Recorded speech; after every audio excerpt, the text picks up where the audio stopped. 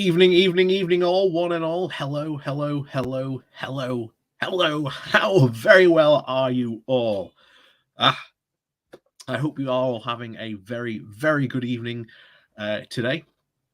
Thank you once again for all joining me this weekend. Like I say, there was no good morning walk last weekend. I had quite the, shall we say, nerdy weekend down in Nottingham with a trip to Warhammer World. And of course, no trip to Warhammer World is complete without at least getting a new model. So there you go. And of course, you can't have Gazgul without getting the new Meraki as well, which is why you get the new Gazgul model. Anyway, that's by the by. Anyway, how are you all today? Let's see who's in chat this evening. Looks like FSM classes with Navarra. Oh no. Well, don't worry. If you come on over, have a talk with me now and again. You'll be fine. PE, hello to you. Colin, hello to you. Al, hello to you. Wim, good evening to everyone from Northern Ireland. Hello to you. Cathal G, hello to you. And Mickey D, hello to you. Bakura, hello to you. And oh yeah, Cathal, oh my.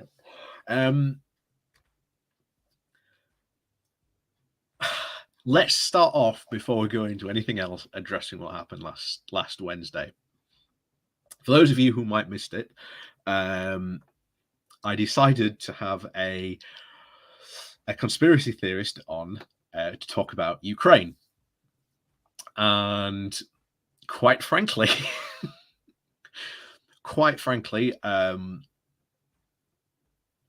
it wasn't a mistake. There was some entertainment value to be had from it. But he was an absolute, well, as someone put it in the comments, he's either just simping for Russia and Brexit or a complete fool. I'll let you make the judge on that. Hello, Newcomb. Hello to you. Igor, Minion, good evening to you from Germany. Daily Blaze, hello to you. So, yeah, needless to say, when we were talking about the Ukraine situation, it really did feel like I was kicking a puppy. I had gone all out, essentially, to prepare for that conversation. I spent around about 4 hours, again, just before we had the conversation leading up to it, getting as much information as I can on the current conflict and situation, the areas around it. And it really did feel like I was essentially kicking a puppy. It really didn't feel good. Needless to say, that was the point of having him on. I felt that this is a guy who had really no idea when it actually came to real world affairs, or even talking about actual real world affairs and how it might actually affect real world situations as they are today. And I, to be honest, think I did a pretty good job in that, standing up for, essentially being very pro-Ukraine and standing up for democracies, where he basically just decided to simp for Russia, used at one point Russia Today as a source, and then said that he was all for backing Russia, and he'd be fine if Russia decided to invade and just take some more parts of the Ukraine. Needless to say, we went on to Brexit. Quite frankly, I think his reason for Brexit was wanting to have imperial measurements back. Again, not, shall we say, the most enticing thing, shall we say, from the whole conversation. And then we went on to talking about the Freedom Convoy that was happening over in Canada, and the fact that it is being orchestrated and planned by some very shall we say, unsavory individuals that are behind the planning of this. I showed him direct evidence of this. He didn't believe it, and I think he's still gone on today saying that. Although the fun thing was, again, if you want to go back and check that video when I said that I'd been recently working for the government, he did seem to have a big jump in his seat when I said that. So that was that was quite fun. But needs to say, I'm not going to be having him here again. And to be honest, I'm not interested in talking to him again. To be honest, there was nothing to be gained by talking to him except having a bit of fun. To be honest, and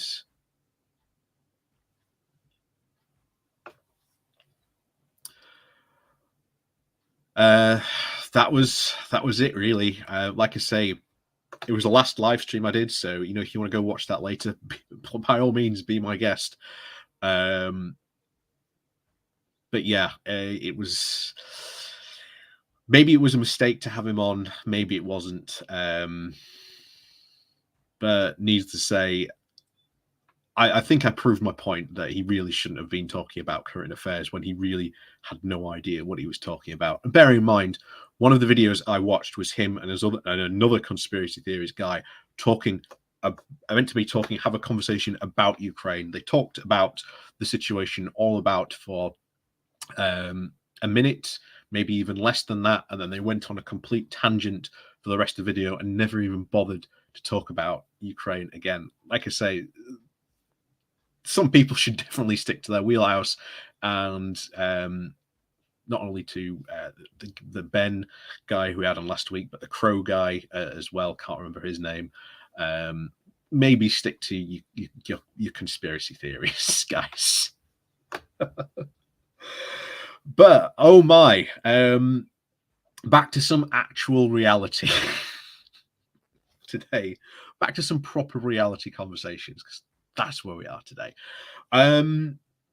Boris, I'm generally probably as shocked as you are today that he's still there. How he is surviving is anyone's guess. It really, really, really is anyone's guess. I think that if the people who want to get rid of Boris Johnson haven't managed to get rid of him by, let's say, the end of this week, because there is a parliamentary recess coming up, that gives essentially all the MPs about a 10-day break. If they haven't got rid of him by this Friday, I seriously think that Boris will have survived this. There's a lot of people saying that this is sort of very much resembling the downfall of Margaret Thatcher, and that this is a long-term thing. And I'm sort of surprised that could very well be the case. This could be a long-term thing.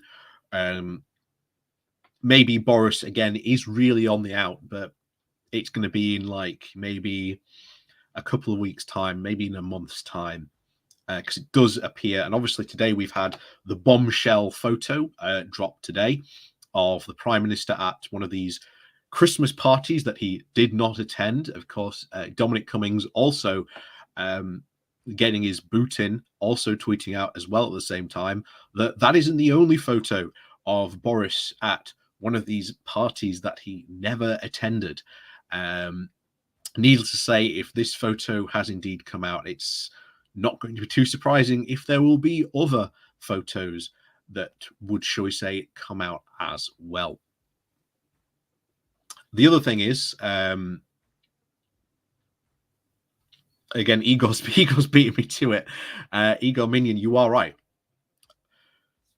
There is no, shall we say, planned out successor. Now, there are people who are going to be gunning for the job. And as I've said before, many, many times, the two people most likely to replace Boris Johnson are Rishi Sunak and Liz Truss. It is probably going to be one of those two. But even then, it's going to be how the party reacts to, obviously, Boris going, what the leadership contest takes like, how that plays out. we generally don't know how that's going to play out. But the good bet is, and I always say it is the good bet. If you were to put money on either Rishi Sunak or Liz Truss, I wouldn't disagree with you. I would not disagree with you at all on having putting a fiver on Liz or Rishi to win.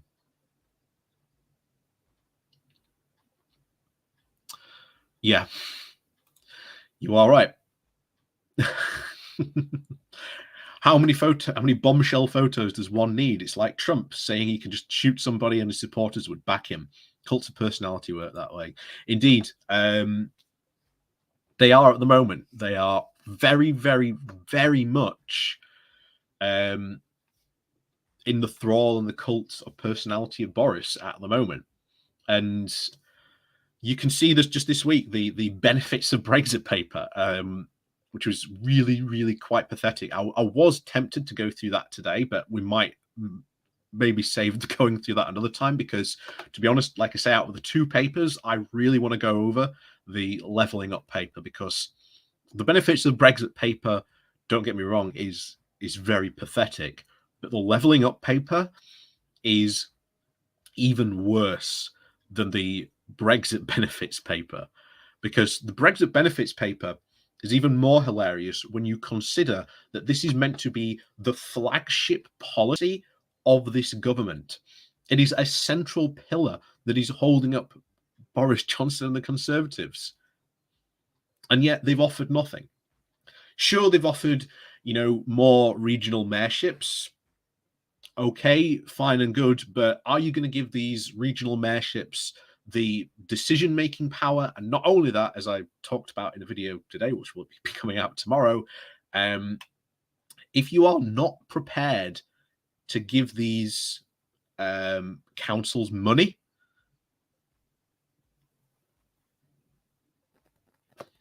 if you are not prepared to give them money, then what's the point? They're just there to sit there and look pretty. So the white paper for levelling up is incredibly, incredibly pathetic. And it also, once again, sounds like just a couple of weeks back now, when we said that Rishi Sunak was deliberately sabotaging Boris Johnson's policies. Guess who's holding up all the money? It's the Treasury, aka Rishi Sunak, who, by the way, had an advisor that he's currently listening to in a 2008 report, basically came out and said that there is no point trying to level up these northern towns. It's a waste of time. It's a waste of money. It can, quote, never be achieved, even though there are numerous examples throughout Europe, especially like when you look at Western and Eastern Germany, how they've developed those regions. Coincidentally, just very recently, the EU has also put out their regional economic development paper very recently about how their funding has been helping the undeveloped regions that are in the EU, and how that has helped to lift those regions up. Spending money on these regions works, and it gets even worse when, because that wasn't the worst thing he said. The worst thing he actually said was that people in the north should actually accept having lower wages. So that's who the man, shall we say, in control of the purse strings is listening to. A man who says, just let the northerners have a lesser wage because they're not London, which just goes to show you the ideological trap that the Tories are in.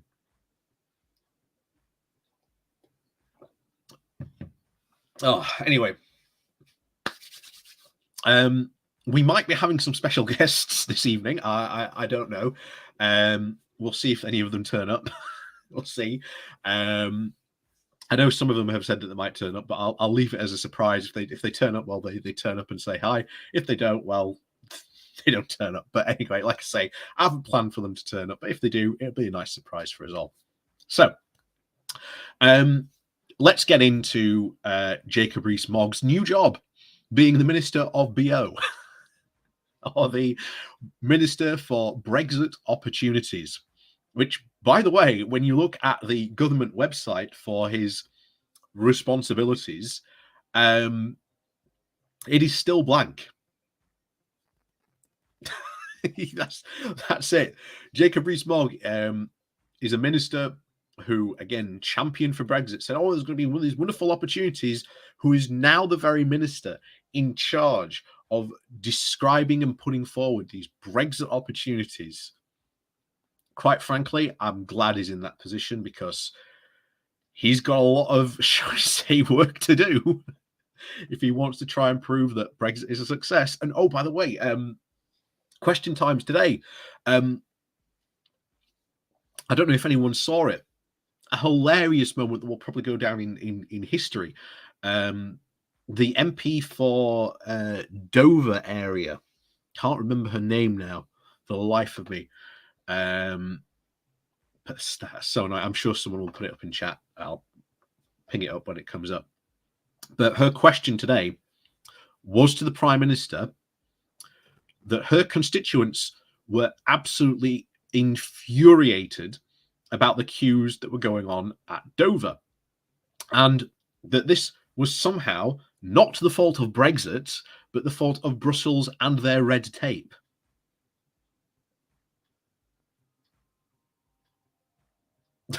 That red tape did not exist when we were in the Single Market and Customs Union. Thank you very much. Yes, that's the name. Thank you, Daily Blaze. Thank you very much. And of course, yep, Piddles as well.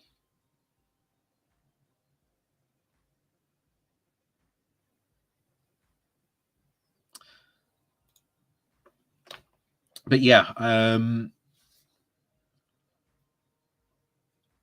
sooner or later, the penny's going to drop with some of these people that it's Brexit. I mean, we've just had, what was it, the Office of not Budget Responsibility. It's some committee. I can't remember. I'm having a day today. I'm having a right day, brain day today. They came out and said and reported on all the problems that we are having because of Brexit.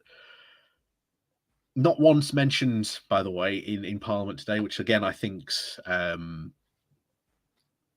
poor, to be honest. Very poor mentioning. I was listening to James O'Brien today, who was again talking about it today, which was again quite good.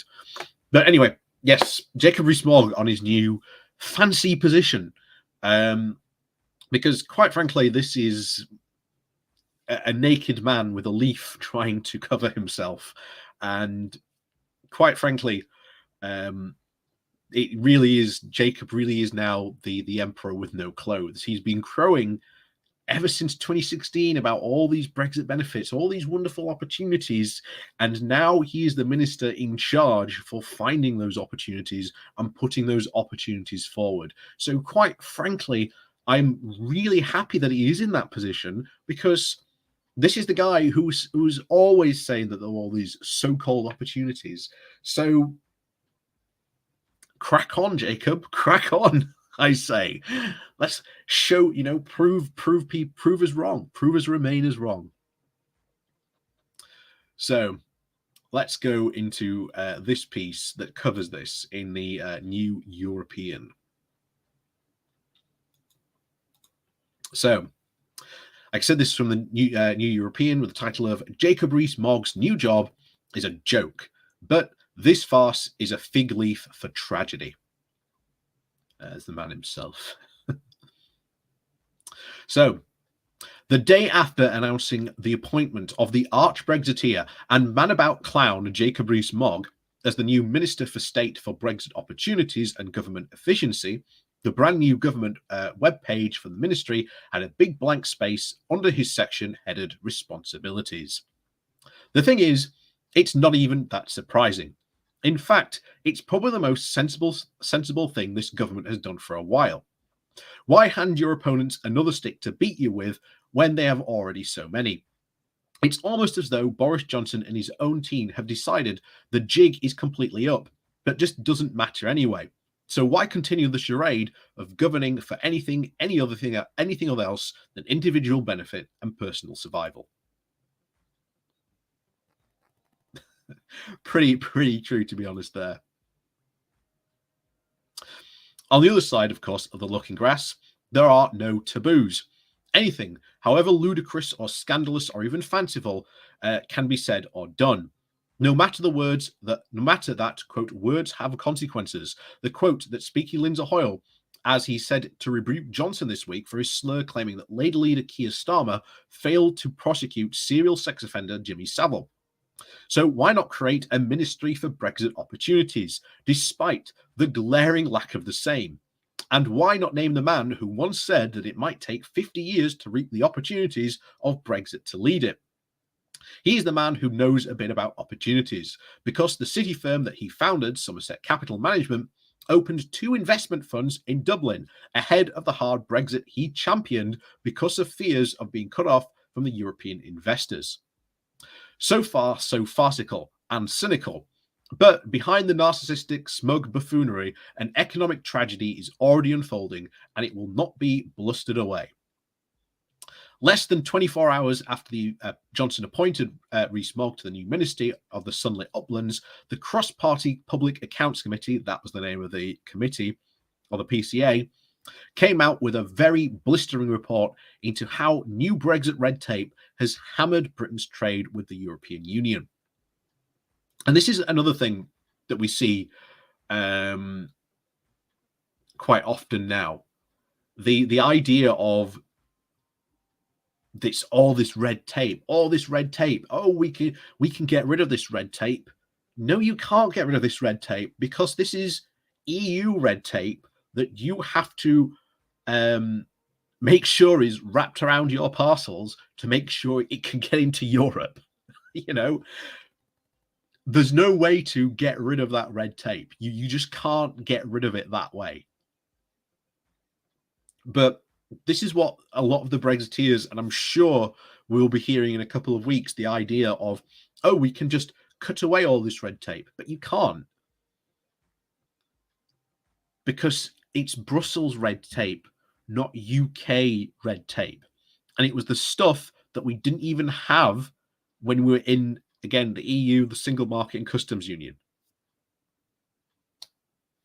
So again, this is going to be very, very fun to watch. But as I said before, couldn't be happier that Jacob Rees-Mogg is in such a position to, to show the world that, people like me were wrong all along. So again, like I say, Jacob, hurry up. You've got some work to do.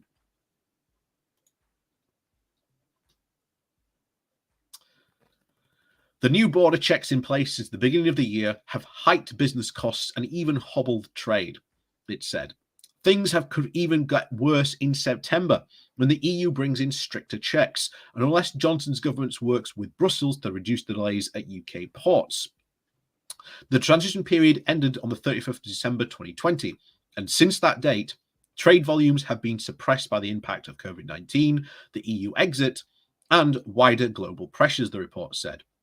It may not be possible to separate out the impact of these individual elements on the UK's trade with the EU, but it is clear that the EU exit has had an impact, and that the new border arrangements have added costs to business.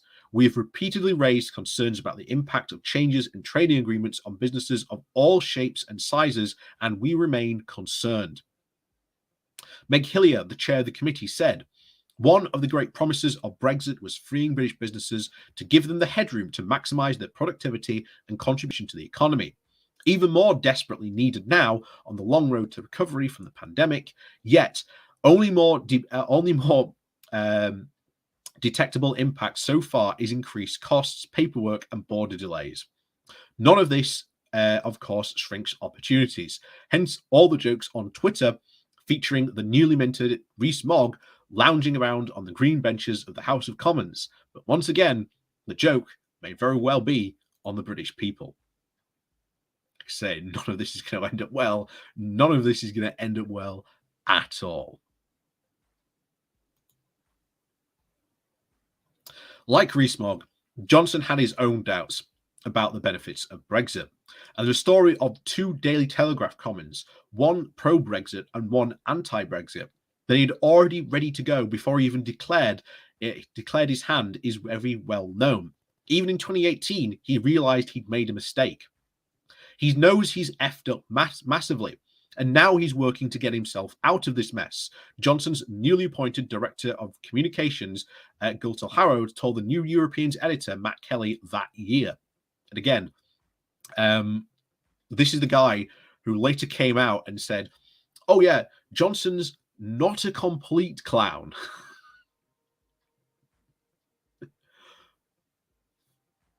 Johnson's not a complete clown. And apparently, he very nearly lost his job. So in the position, in less time than he could possibly think, and he nearly lost his job because of that comment, apparently. Jonson apparently read him the riot act. So it's of no doubt that this guy is on very, very eggshells at the moment in number 10.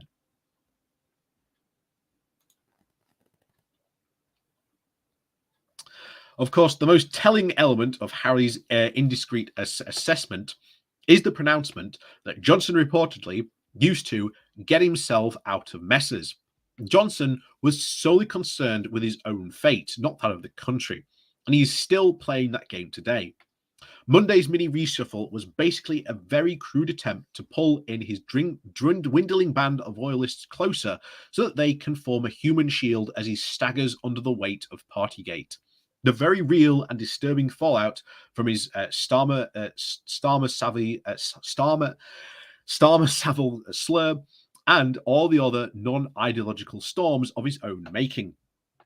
In the case of the British public, is any doubt of whether Johnson's priorities actually are, now at this time of national crisis, with the economy bludgeoned by Brexit and rising energy prices, a population traumatized by more than 2 years of the ever-present death, and the unfounded health service that's been brought to its knees by the pandemic, Harry lifted the curtain a little higher to look up his new jobs, telling a Welsh language news site that whenever he went to see Johnson to discuss his appointment, his new boss burst out into a rendition of Gloria Gaynor's I Will Survive. Harry himself, already under scrutiny over previous lobbying for Chinese telecoms company Huawei, again, a very imminent national security concern there, seemingly thought that it was very funny, but not to everyone was laughing. Dom Armitage, a billionaire donor to the Conservative Party, told the BBC on Wednesday that Johnson should resign because leaders should leave if they have lost their moral authority. The farce may be wearing thin, but amid speculation that Johnson may just carry on another reshuffle in the summer to try and gear up for an early election. The British public may be forgiven for thinking that they are trapped in a particularly long, rather uncomfortable Monty Python sketch, and it's getting less funny by the minute. So, overall,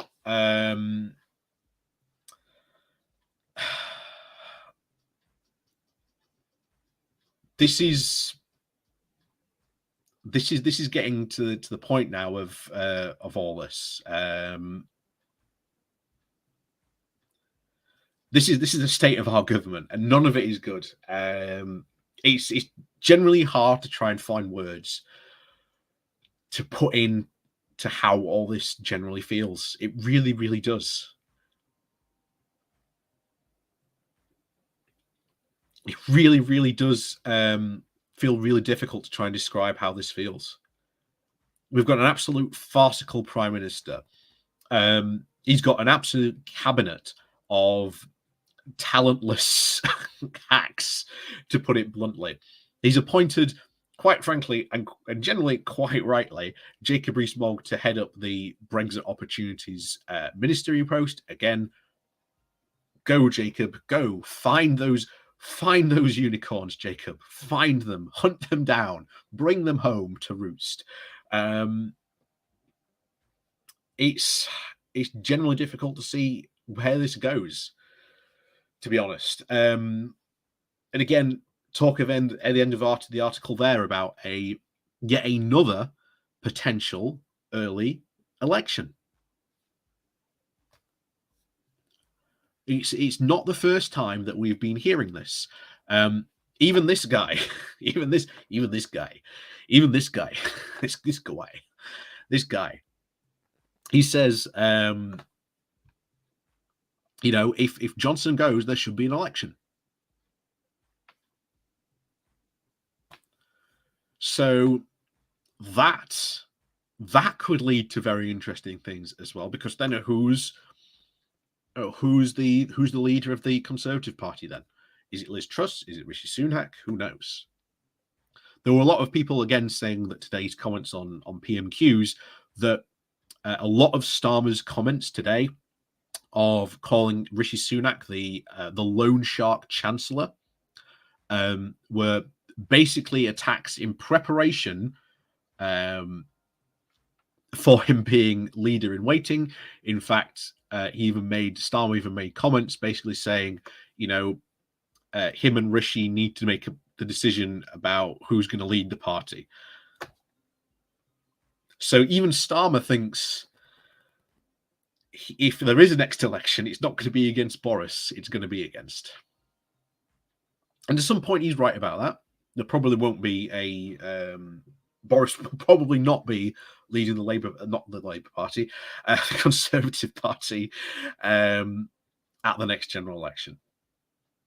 I do not see how Boris does not receive an absolute kicking at that election. Bear in mind, we just had the seat down south, the former David Amess seat. By the way, all the parties decided that they were going to stand aside for the election, and they only won by 12,000 votes. Bear in mind, they would normally win with about I think it's 34,000. So a very, very significant drop in turnout. Now, of course, it was a by-election, so you're going to have a lower turnout. But more shockingly, of course, was the amount of ballots that were defaced saying Boris should do a Brexit, basically telling him to go.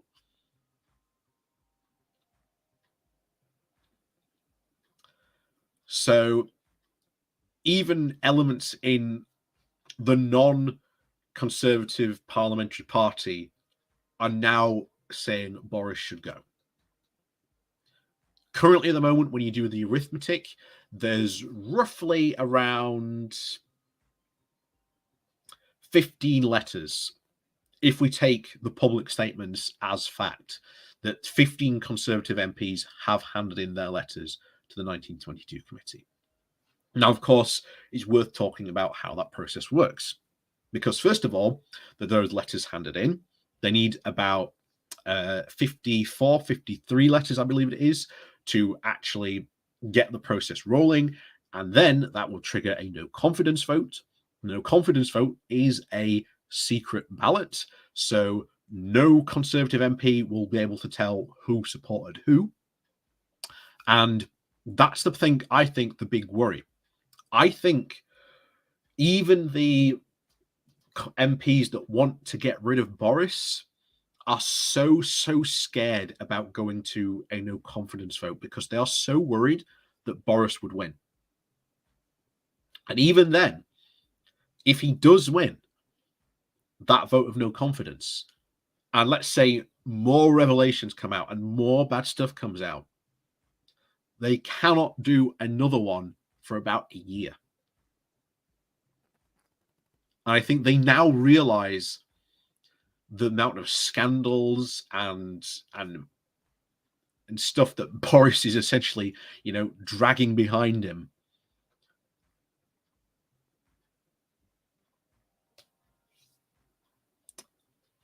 That's the situation I think that they're in. They are worried that if they did it,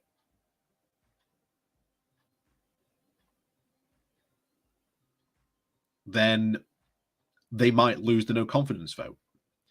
I think that is their scenario right now.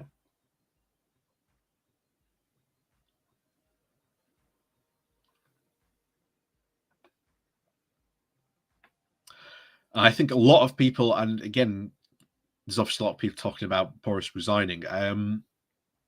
Boris isn't going to. Boris isn't going to resign.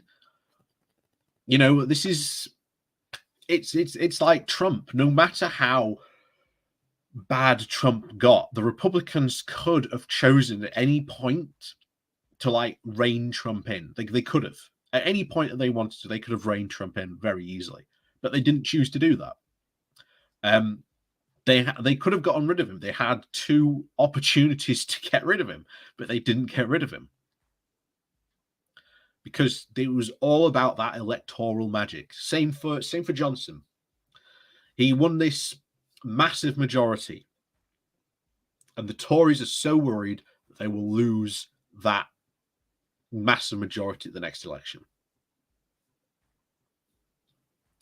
And so long as Johnson holds that bit of electoral magic, there will always be those fence sitters that are like, we know what Boris has done is really bad. He should go, but at the next election, will we be able to re-win those red wall seats? Bear in mind, we are in 2022. 2019 was that the seat where they won those red wall seats, and we are still to this day referring to them as red wall seats.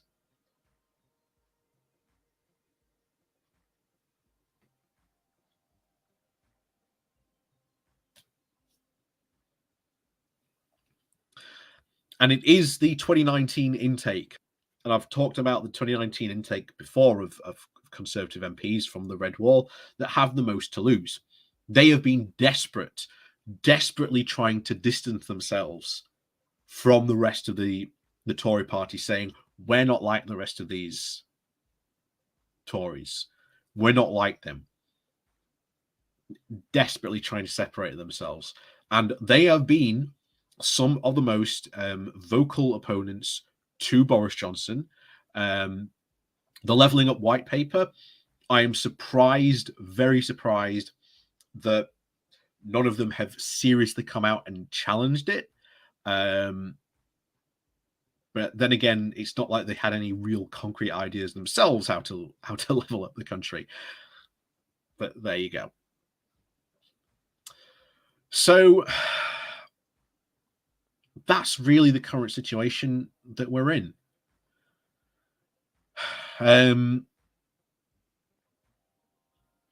Will he go? Doesn't look like it.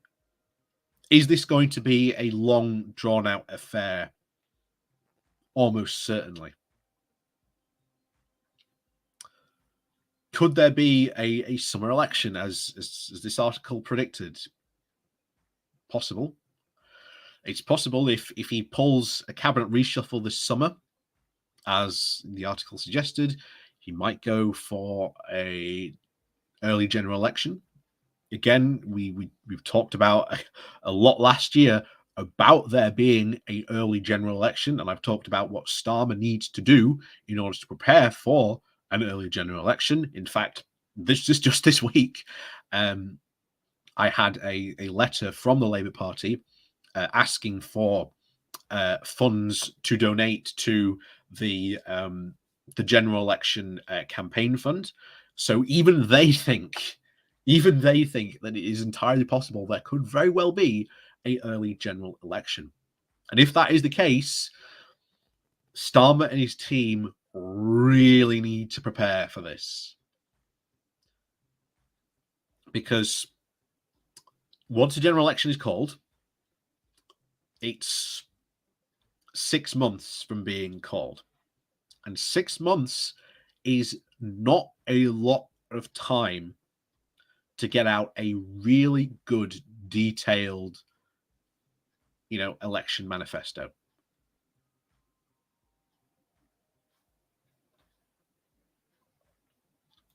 Is this? Are you going to stand for the locals? No, I've missed that. I've missed that. I've thought about it. So I've said before, Again, I never have it on hand when I need it. The absolutely fantastic book, and I keep on saying this all to one and all: pay attention to what's going on at your local council, especially your local Labour councillors, because a lot of them are socialists, open socialists, and are proposing socialist policies at a local council level. And they are having good effects, and they are winning quite a lot. So it's worth that, but it's worth pointing out. In fact, as I've said before, our local Sheffield City region, the Labour mayor chosen for to stand is an open socialist. You know, he wants to create a community-run bus service. I think that's fantastic. A fantastic idea, a cooperative bus service. I think that would be fantastic to see in South Yorkshire. But of course, he has to win. Now, of course, he does have a good opportunity for this. It is the regions, obviously Barnsley, Sheffield, Rotherham, Doncaster, all very, very well-known heavy Labour areas. And again, as we said before, when it comes to local issues, again, very, very heavy red areas. Again, Sheffield, there's some very big pockets of Lib Dems. In fact, the Lib Dems won the Sheffield City Council last time at the local mayor elections. So we'll have to see how that plays out into everything going forward. But needless to say, again, if you are in South Yorkshire and you do have the opportunity to vote for Labour at the local Sheffield mayoral elections, then a vote for Labour is a vote for a socialist Labour mayor. Again, something very, very good and something well worth thinking about when you go to maybe thinking about polling at that stage. So that's that. So what we got up next? Well, we've got a nice video for you to watch next. We've got a very nice video for you to watch next. Hang on, let me get this up.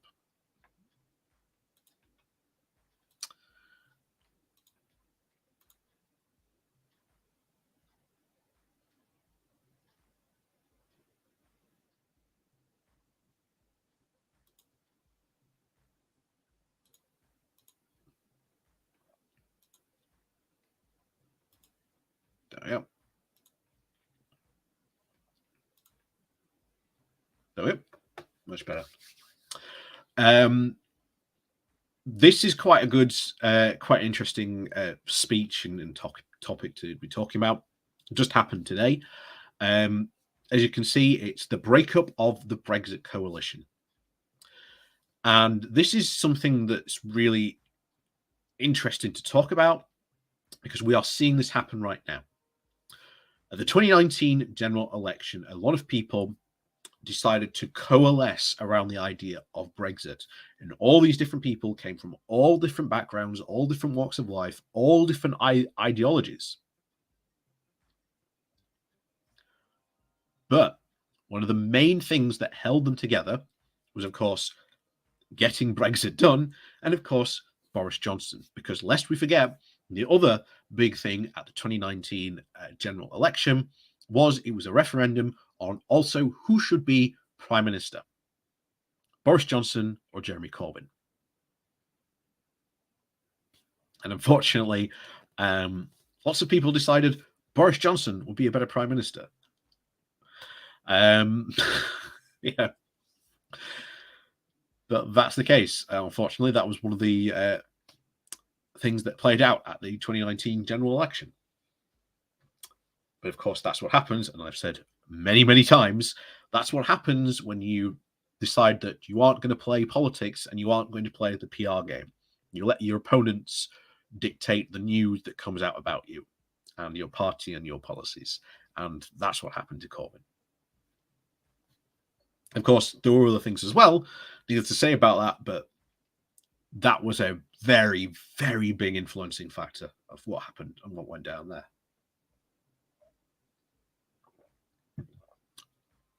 So we're going to go through this video, and yeah, we'll see what happens. But needless to say, this is quite a good video. Hang on, let me go. There we go. Just stop the music. There we go.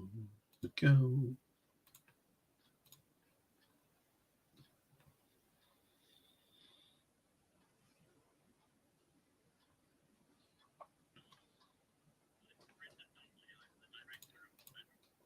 Oh yeah, before we just get into this, I've said this before.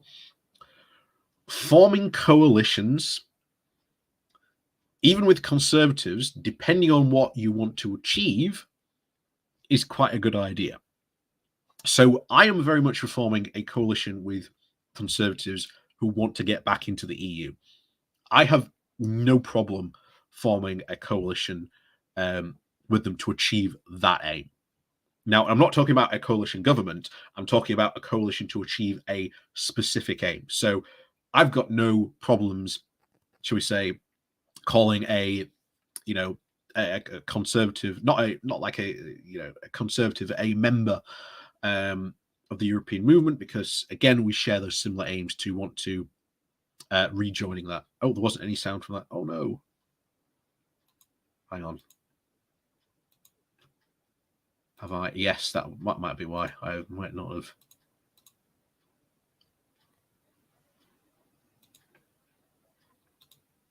Trust. Hang on. Tell me if there's sound for this. And I'm going to be discussing today with the chairman of the Federal Trust, John Stevens, the present turbulence of British politics, particularly as far as the position of the Prime Minister is concerned. We'll be asking whether he can survive his present difficulties, and if he does or doesn't, what the implications of that may be for the future of the Conservative Party, and particularly for its policy towards the European Union to the implementation of Brexit. Can you all hear that? Excellent, good. You can all hear that. Good. Yeah, I forgot to press the button. But as I said here, I am very, very happy to campaign, to get involved with projects with Conservatives that have a good positive outcome. And a good positive outcome here is us rejoining the European Union, rejoining the EU. And there are a lot of Conservatives that agree with that. And I would very, very happily join with them to see that aim achieved. That is playing politics. Now, of course, me and Conservatives not going to agree on every single issue ever. But that's fine. That's fine. Of course, you're going to have differences. That's how politics works. But I am very, very fine and happy to, work with people, like this guy on the screen we've got here, to say, let's get back in the EU, because it was a dumb idea in the first place to leave. The other thing as well, over the weekend, Volt, you may know them, the sort of very much a European brand party, decided to have a joint campaign to campaign for to changing the voting system from a first past the post to a proportional representation. And they got a lot of stick. They got a lot of shtick because they brought on stage Richard Trice. Again, some of you will know him as the leader of the Reform Party, or AKA what used to be the Brexit Party. Now, I've said this multiple times. If you allow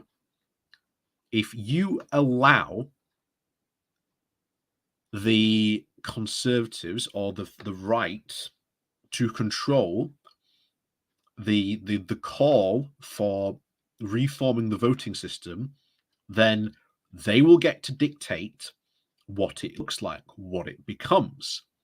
So we cannot let people like the Reform Party lead the charge on that call to reform the voting system. We can't let them do that. So even though they picked up flack for that and Volt for that.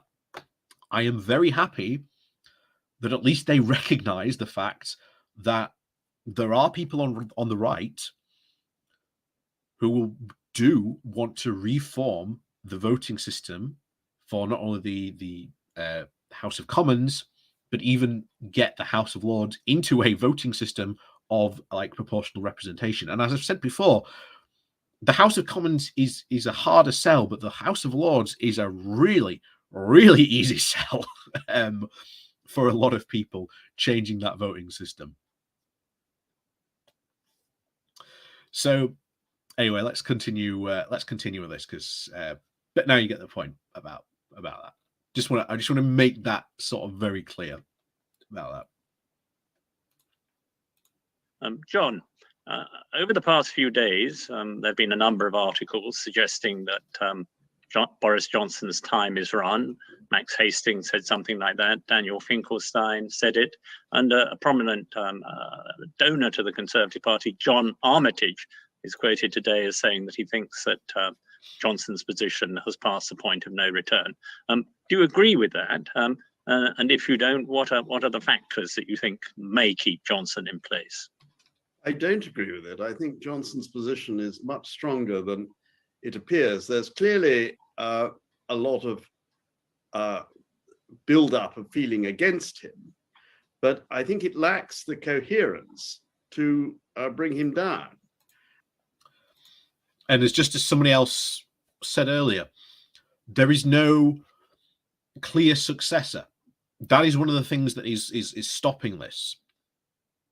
And I'm pretty sure they'll mention that. Because there's no clear successor, well, if we get rid of Boris, who do we put in? Even when they were trying to get rid of Theresa May, everyone pretty much knew Boris was the guy who was going to replace her. Everyone in the Conservative Party knew that. At the moment, no one wants Liz Truss in, even though she has her supporters. And again, same for Rishi Sunak. You know, who's the leader? Who's gonna wear the crown next? We don't know. And he certainly doesn't want to go voluntarily. And getting a prime minister out of office who doesn't want to go, is particularly one with an 80-seat majority, is a very tall order. There are a number of fronts of attack against him, as it were. There's the personal, there's the ethical, and there's the people who think we're getting the wrong sort of Brexit. Would you care to tease them out and tell us a bit more about the various wings within the Conservative Party and within the Conservative press which are attacking him? Well, I think clearly the basis of this is one of his personal character and his moral position, but that never worried people before. I mean, a lot of people in the Conservative Party knew that Johnson was an extremely controversial and challenging appointment as their leader, but believed that this was necessary in order to achieve Brexit. And the achievement of Brexit, and now the maintenance of Brexit, is the preeminent policy of the Conservative Party, because if Brexit were to fail, that would be the end of conservatism in Britain. So the stakes in that sense are very high.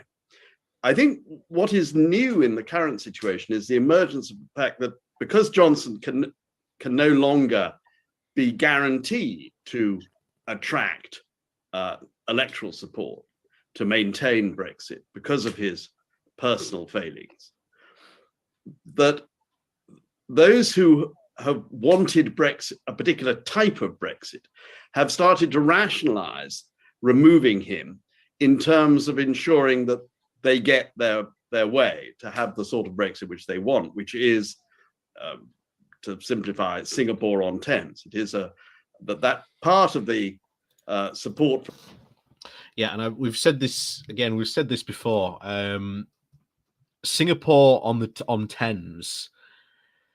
That whole idea of Singapore on the Thames is complete and utter nonsense. I mean, bear in mind, Singapore owns the Singaporean government actually owns a large majority of the manufacturing, a lot of stuff. So if this really was like Singapore on the Thames, as they claimed, then you would be seeing these Brexiteers push for a massive renationalization of a lot of key industries in the UK here. But of course, they're not doing that.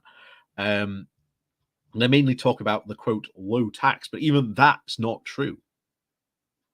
Even that's not true about all this. For Brexit, that wanted a radical deregulation, a radical break from European social democratic consensus, as they saw it, in favor of very much a red in tooth and claw capitalist approach. And that is what is now coming to the fore. And the people who are coming out, who are Brexiteers against Johnson, are precisely those who feel that he is not giving them the sort of Brexit that they wanted.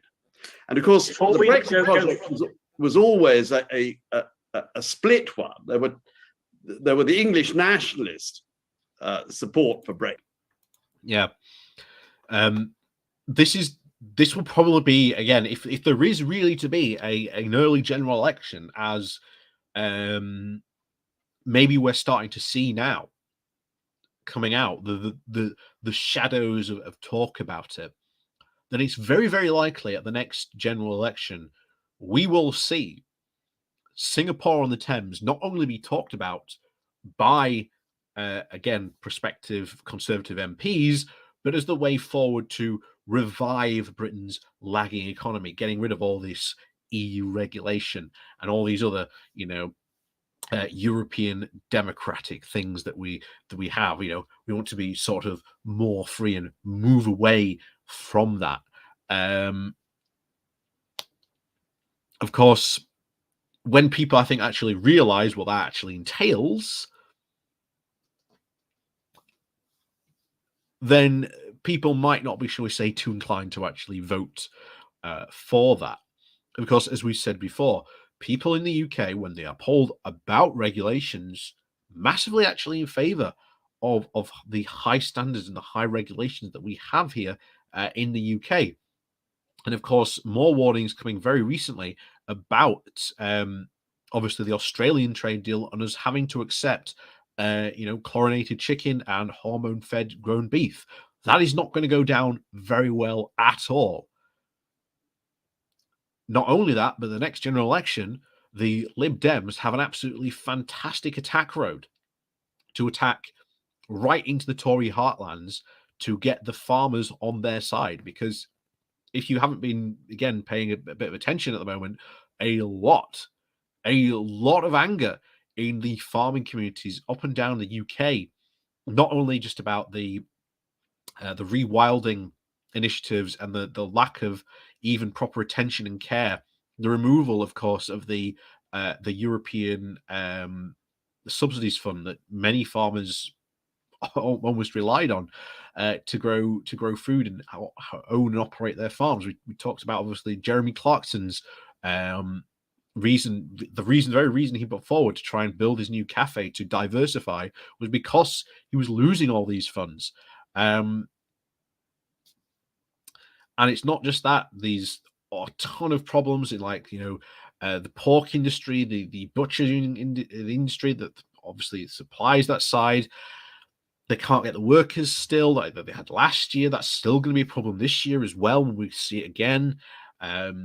Last year we had, vegetables and crops rotting in the fields. Well, this time farmers may not even plant that much because they know they can't get the labor into to work this idea of, oh, well, farmers need to mechanize and whatnot. Well, again, it's fanciful Tory thinking about, well, machines and things that just don't exist.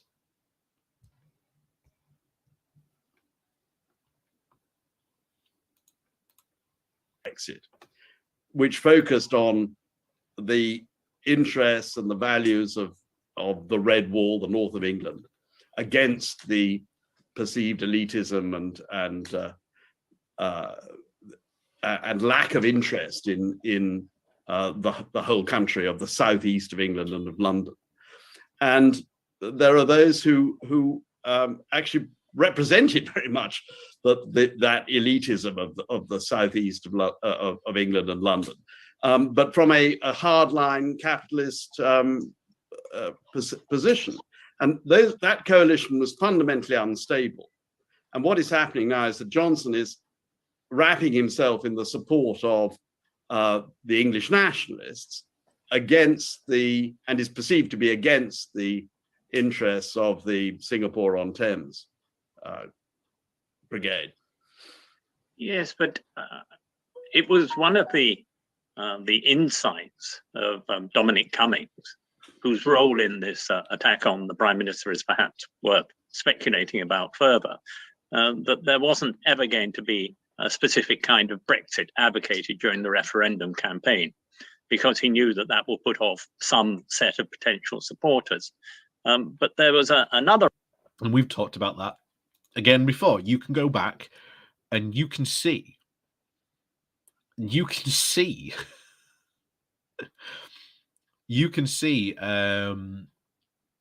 whole thing with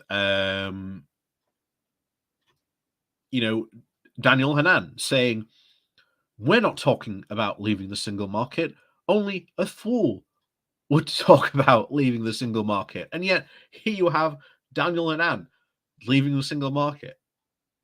And now turning around saying, this benefits of Brexit papers as thin as gruel. This isn't the Brexit I voted for. If only they had followed our plan to begin with, then we wouldn't be in this mess. We'd be free and clear of the evil EU. Of course, we've heard this all before from these people. Fictitious name. Hello. Hello, first-time viewer. Hello.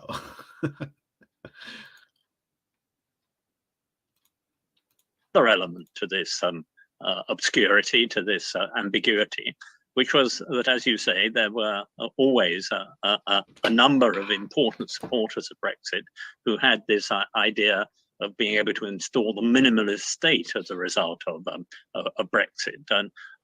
But up till now, to do him credit, Jonson has been too politically canny to fall into that trap, because he's seemed to have been aware, as John Major said at the time, that that's a prospectus that can never be sold to the British electorate.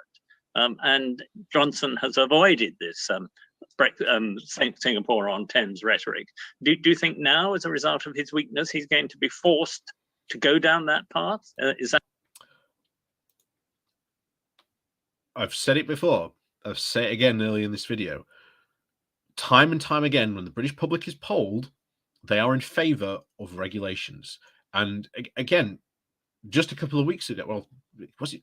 Just a couple of weeks ago, back in January now, you may remember we went over the fact that chemical regulations have now been stepped down, which potentially could lead to not only some serious environmental damage, but also some serious public health damage as well. That is something that a lot of people have missed in the past couple of weeks. And it is really, really concerning, the fact that these regulations have just been lowered just out of nowhere, and barely anyone has said a peep about them, which is really, really concerning. Is that why Jacob Rees-Mogg has been appointed to be the Minister for Brexit Opportunities? That must be a cushy number, by the way, if you just spend your time wondering about Brexit opportunities. But does his appointment signify a move in that direction towards Singapore-on-Thames? Not really. I think it's a fig leaf in order to keep that wing happy. The Singapore-on-Thames wing of the party happy. But I don't think, I mean, Rees-Mogg is very fond of declaring whether people are lightweight or not. I think he is quite lightweight himself in this situation. The Johnson knows that fundamentally a full Singapore-on-Thames agenda is undeliverable in Britain. And certainly that the whole basis of the electoral victory in 2019 was to create this coalition with English nationalism, and that is the surest basis. He also concludes that the Singapore-on-Thames people will have nowhere else to go electorally. The hedge fund Britain is not going to vote for the Labour Party in any form. And there is no plausible political voice for them. So in a sense, he is safe in going with the English nationalist interpretation of Brexit rather than, or broadly with the English nationalist interpretation of Brexit rather than a Singapore-on-Thames one. But he will continue, and his Chancellor will, and others will, use some of the rhetoric of that, of pretending that they are still going to be in favor of tax cuts ultimately, that they want to reduce regulation, that they want to streamline the state and all of that. But the reality is that the future of Brexit is now tied to the success of the levelling up agenda and his capacity to hold the north of England. And that will be done with a combination of a fairly high level of public expenditure still, and the use of the cultural tropes associated with Brexit, which will be English nationalist ones, essentially. And bear in mind, if that's true, that is now entirely tied to the levelling up agenda, considering we've got the levelling up white paper, which I've said before, if you thought the Brexit benefits paper was pathetic and had nothing in it, then, like I say, wait until we go through the levelling up paper. Like I said, I was going to go through that today. Maybe we'll go through it next week. But it's, again, worth a flip through, shall we say. So, yeah, ultimately, again, something I've been saying for a while now, you've got those two agendas of the wings of the party. You've got the global Britain agenda, which is the Singapore on the Thames people, and the levelling up agenda. And the thing is, you can't do one or the other, because either one just undermines the other. So if you do the global Britain, it undermines the levelling up. But if you do the levelling up, it undermines the global Britain. You cannot do both at the same time. And sooner or later, this as again, what we're talking about here, this coalition that has brought these very ideologically different factions together, of course, is to get Brexit done, can't last. And he is right that Johnson's future, and even the Brexit one, does hold upon the Tories holding the North. But I'll tell you now, again, if you can't tell, being from the North myself, a lot of Northerners are not happy. A lot of Northerners are not happy at all. I can tell you that now.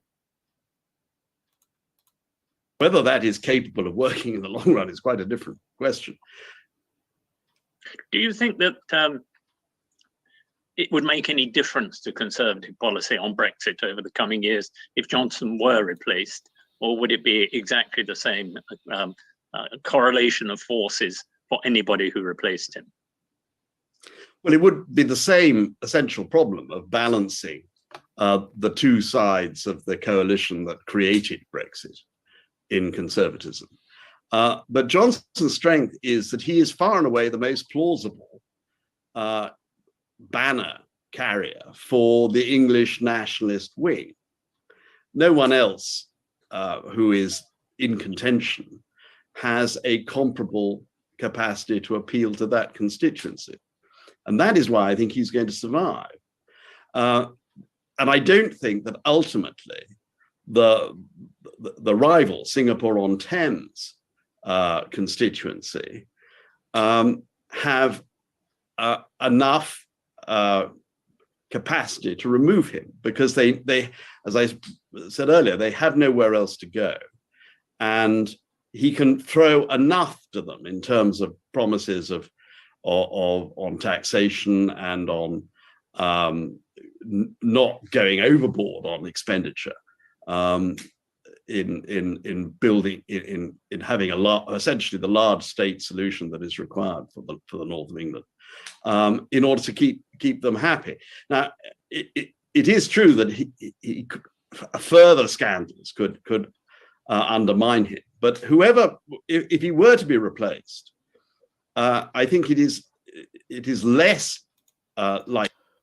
Yeah. Again, much of the conversations when it comes to thinking about Boris Johnson and him going, very often are predicated on the fact of who's next? Who's going to replace him? Who's going to take over? What's this going to mean for us electorally? And as I've said before, the two frontrunners are Liz Truss by a country mile. Again, if she gets down to the final two, she will win. She is the most popular member among Conservative Party members. And then next up will be Rishi Sunak. And of course, you will have people join the race specifically not to actually win the PMship, but to go, I don't want Liz Truss to win, so I'm going to run until she drops out, or I'm against Rishi Sunak winning, so I'm going to go against him and bring that down. Crew. Greetings and salutations. We bring puppies. Well, thank you very much.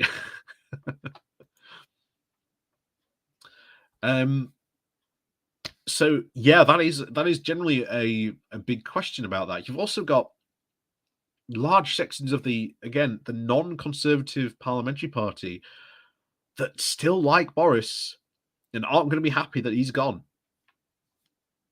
And that could have an effect as well on any potential leadership race as well.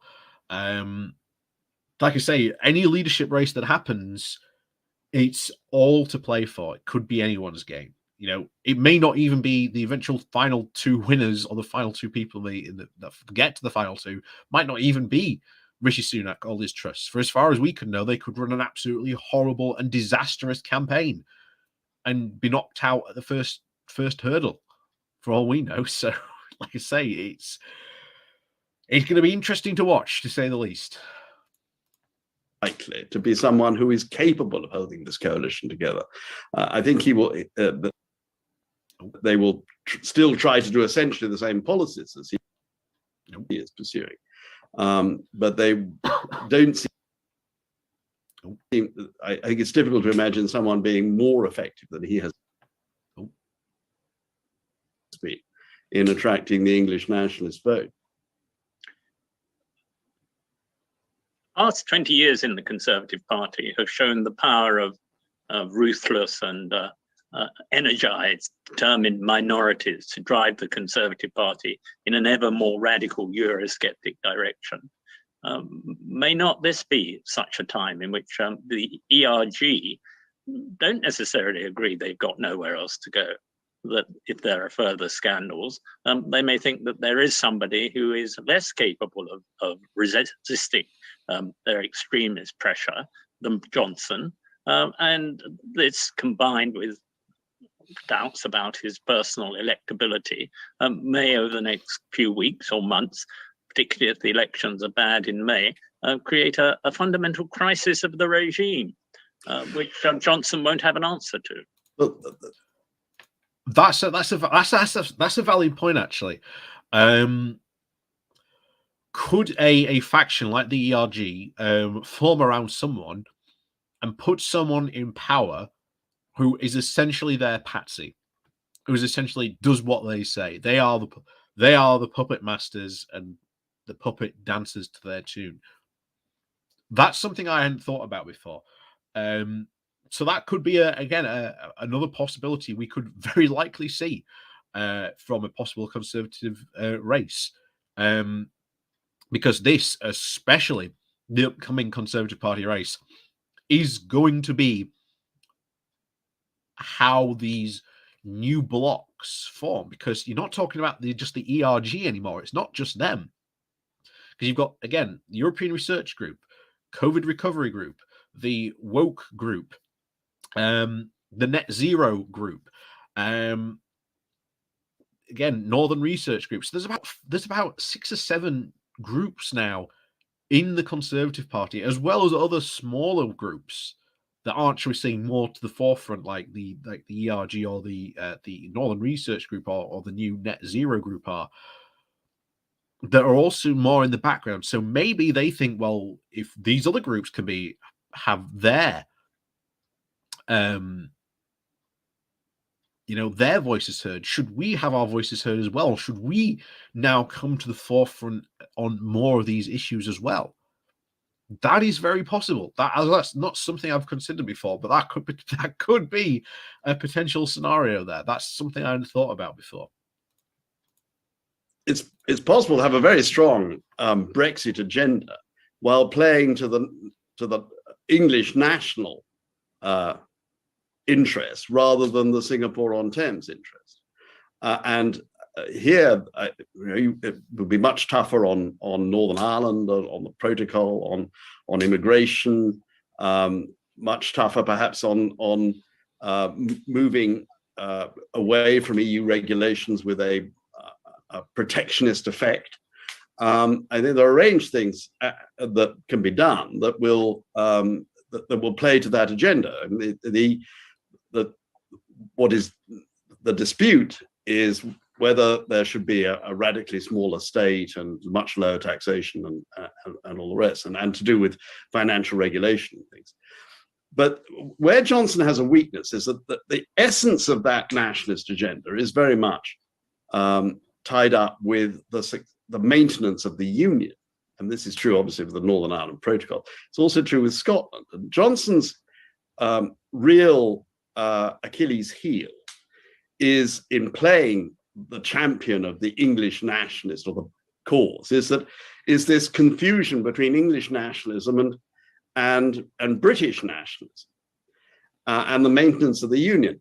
The Singapore-on-Thames support for Brexit was very narrowly English nationalist in that he didn't really care about the Union. And there's quite a large number of the supporters of this very radical approach who were truly English nationalists in the sense that their interests were financial and global, and the idea that keeping Scotland is absolutely critical is not one.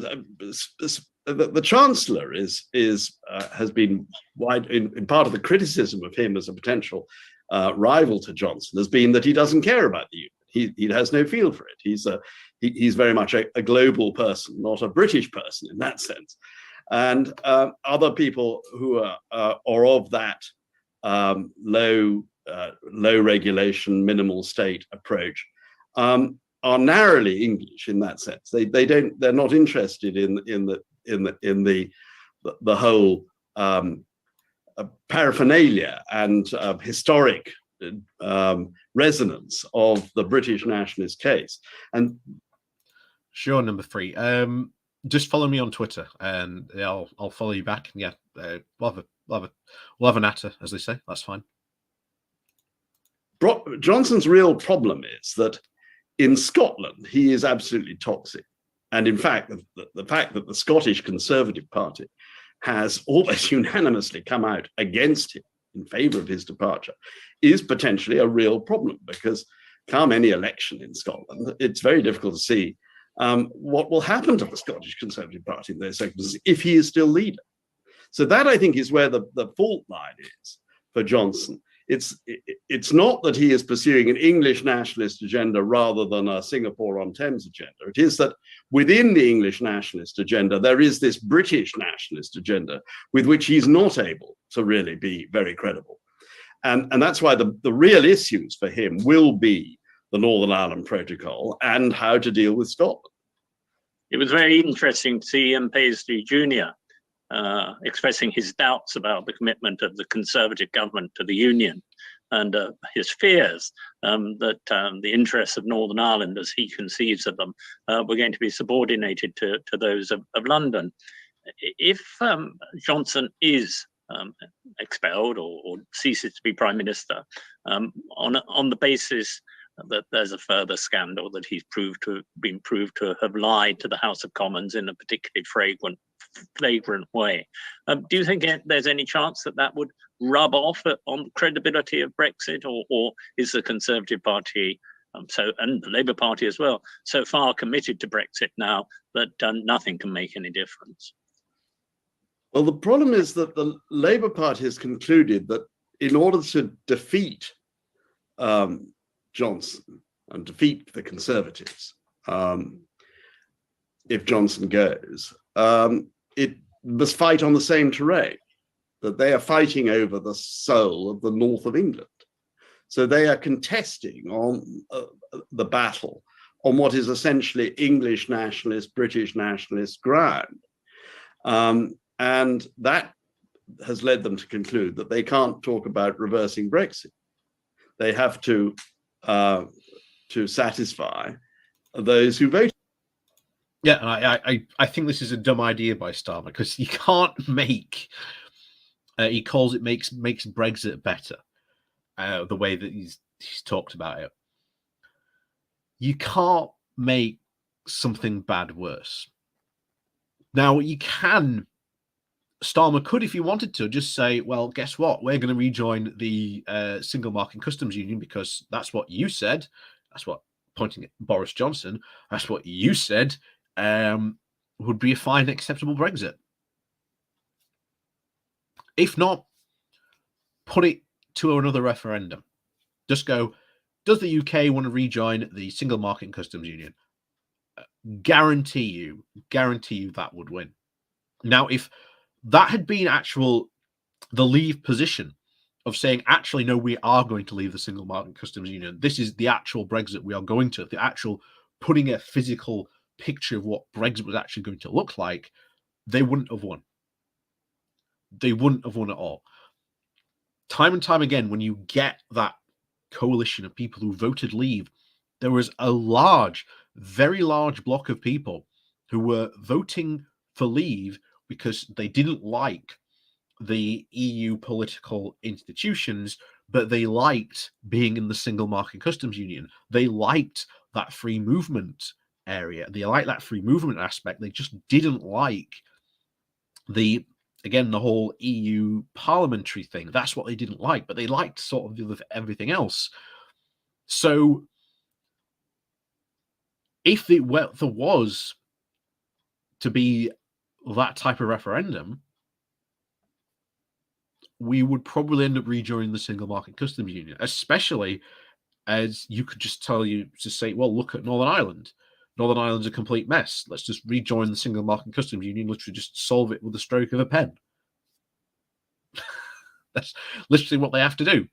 But then we'll see how obviously that goes. But yeah, the idea of it, like Labour can make Brexit better, I think that needs, what it really, really needs is you need a very, very brave MP somewhere in the Labour Party to really, really stand up and start championing it. We haven't seen that yet. Will we see that in the future? Potentially. But not yet.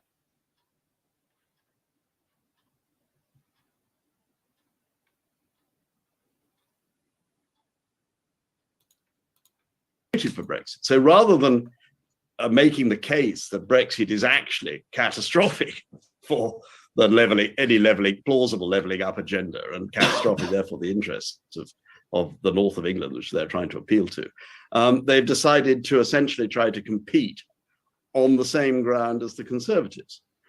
And to a lesser degree, that is true, I think, even of the Liberal Democrats. So although it is clear that one would have imagined any objective observer would say that if Jonson has been revealed as a total liar about bringer bottle parties and having cake at his birthday during the pandemic, he was also lying even more dramatically about our whole geostrategic interest in Europe. But that link, though obvious, is not being made politically.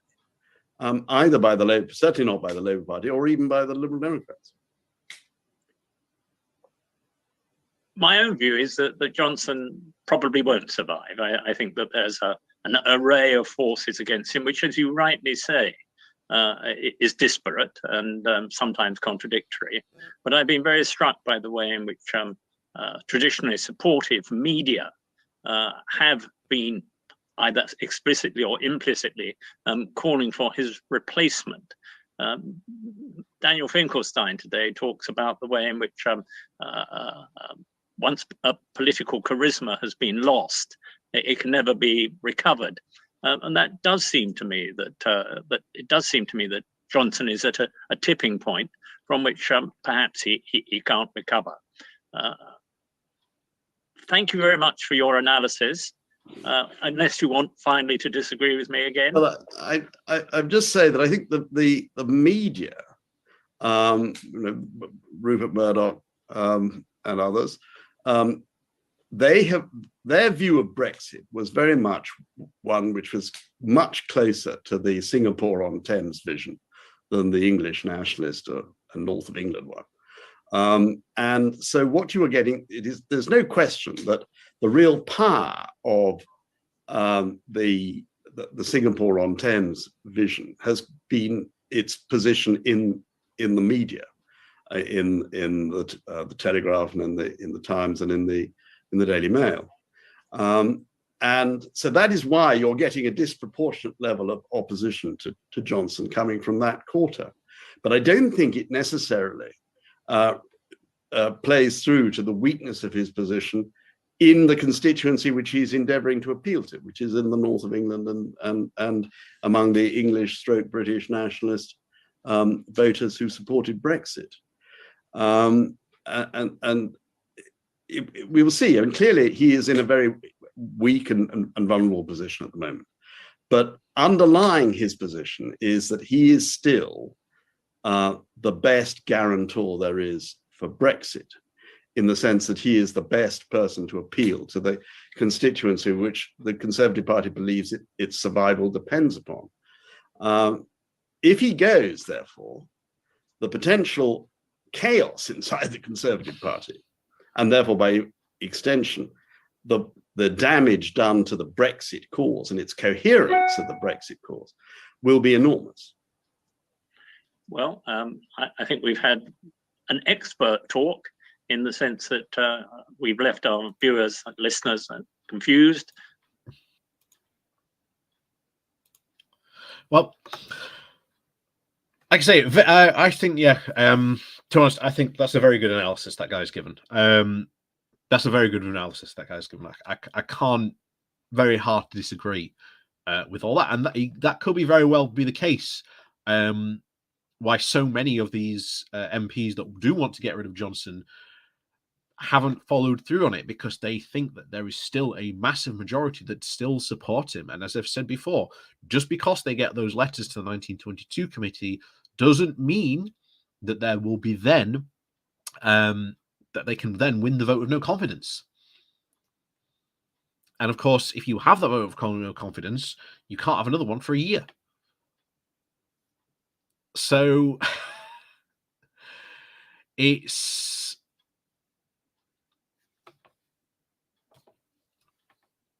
goes very, very strange, but again, very, very sort of interesting times politically, obviously, at the moment in the UK. Very, very worrying, of course. I'm no way in sort of favour of or even supporter of Boris Johnson or even any other Conservatives. You know, but I've said this before, I said this in the video, I would very quite happily work with Conservatives to, for example, rejoin the EU. Just as it said at the beginning of this video here that we've just been watching, they do believe that the UK should be in the EU. And I think that you do, when you enter this political realm, sometimes you do have to pick your allies. Sometimes you're not going to agree with everything, but the end goal is what matters. So if it is rejoining the EU, then yeah, we will have to stand side by side with Conservatives in trying to achieve that. There is no if, and, or buts around, trying to achieve that. And I know that does upset a lot of people working with the Tories, but that's politics. Sometimes in politics, you have to do those types of deals. You have to do those types of things to be able to achieve the outcome that you want. So, as always, thank you so much for everyone for joining us this evening. It's been quite fun. We've had some good times all together. Hope you've all enjoyed yourselves. Please on the way out, please do remember to hit that like, share, and subscribe button if you are new. That does help out the channel quite a lot. And of course, down below there are links to my Patreon page and a donation link called Buy Me Coffee, where you can buy me coffee. And as always, there are the YouTube memberships down below as well. And as always, thank you one and all for watching. We will be out on, hopefully, weather permitting, Saturday morning for the Good Morning Walks. So no doubt we will be following up more on this week's antics and things that have been going on as well. And potentially, there has been talk of a couple of us joining together to do a Sunday brunch type news show with a couple of us talking about the week's events. So it's me, Politically X, maybe Max, all shorts, all just getting together on a Sunday afternoonish, having a news brunch together. So currently at the moment, it's still in the works because it's, if you ever try to organize a group of people, it's like herding cats sometimes. And of course, there are schedule clashes and things like that happen all over the time. So, as always, thank you very much for watching, everyone. And of course, we'll hopefully see you Saturday morning for the Good Morning Walk. We might see you for a Sunday brunch, although I don't know if it's going to happen. I will let you know definitely if it is going to happen. We'll have to see. And of course, we've got more videos coming out this week. We're looking more again at the levelling up paper, more again at the Brexit stuff. So as always, thank you very much one and all for joining us.